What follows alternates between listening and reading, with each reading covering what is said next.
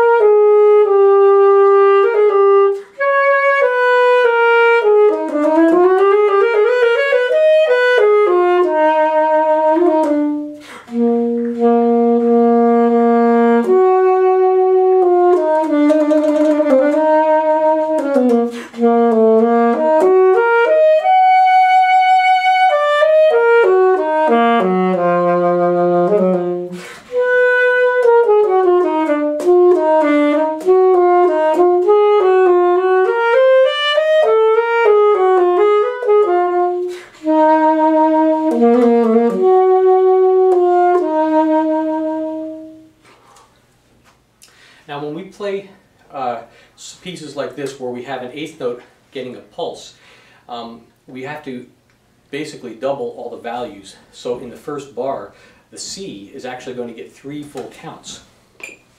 So let me play a little bit for you with the metronome on and also talk you through the rhythms. So the first bar would be 1, 2, 3, 4, 5, 6, 1, 2, and 3. Okay?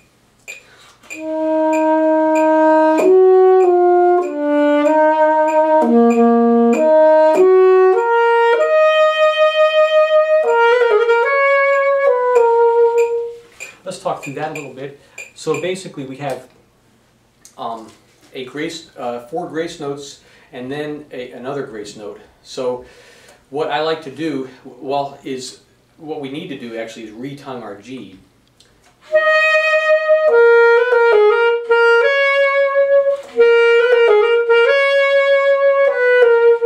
So make sure that when we practice this, what I do is separate it out by taking the 2 sets of grace notes and separating them. So let's take the 4 grace notes away for a second.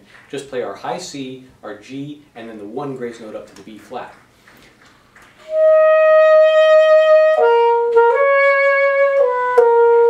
And we repeat that a few times until that's comfortable. Then reverse it. Let's just put the 4 grace notes in.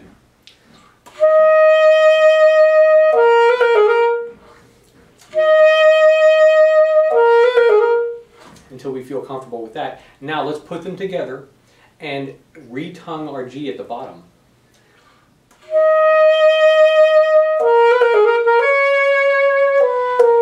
Now I left a little space between the 2 G's, and so to sort of make it clear to you. Now let me try to play it as I wouldn't play it without this space.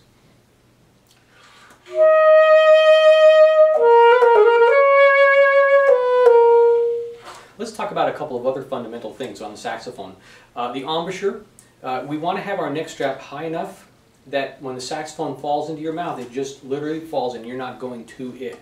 The second thing is, I like to say the letter V, and if I say the beginning of the letter V, my lower lip, the red part of it, is slightly over my teeth as a cushion, like this. And then we let the saxophone just fall into our mouth on that cushion. Bring our corners down to close a little bit. And there we have our embouchure. When we articulate on the saxophone, we want to place our tongue, the tip of our tongue, slightly under the tip of the reed, as if you're going to say t, t, t, t, t, t. Now in this particular piece, articulation is important in that we want to make it very, very light contact with the reed. Most times we never need any real hard pressure on the reed.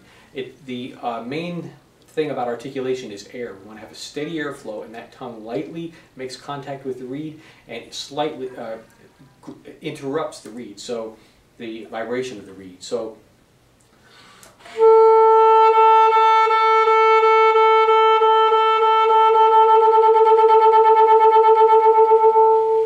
and that's just a nice sort of saying da da da da da da. Now if I want to make it very short, all I need to do is just return my tongue to the reed quicker. So as if I'm going to say.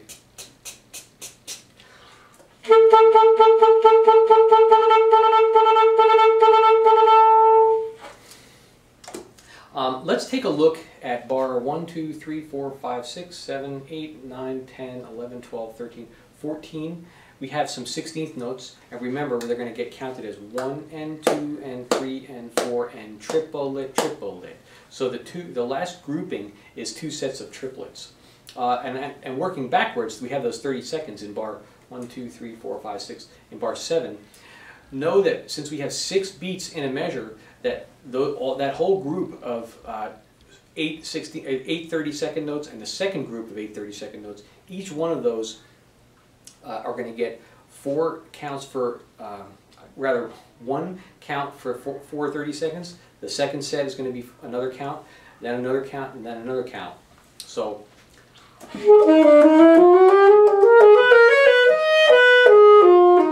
1E and a 2E and a 3E and a 4E and a 5 and 6 and 1 and okay. We have a couple of trills to talk about. So in the second line we have a B to C trill, and so that's a hard one to do like this. So what we suggest is here's your B and here's your 3 side keys. Use the middle one, just trill. Okay. And then we have a trill of a G to an A flat, the second to last measure.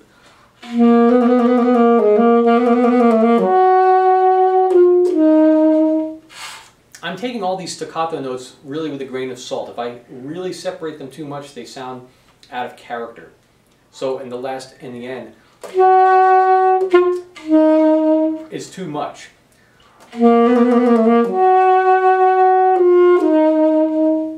And then we also have above that, the line above that,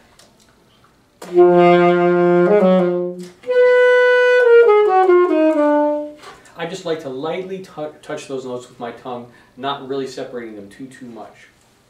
I hope that was helpful, and I wish you all good luck.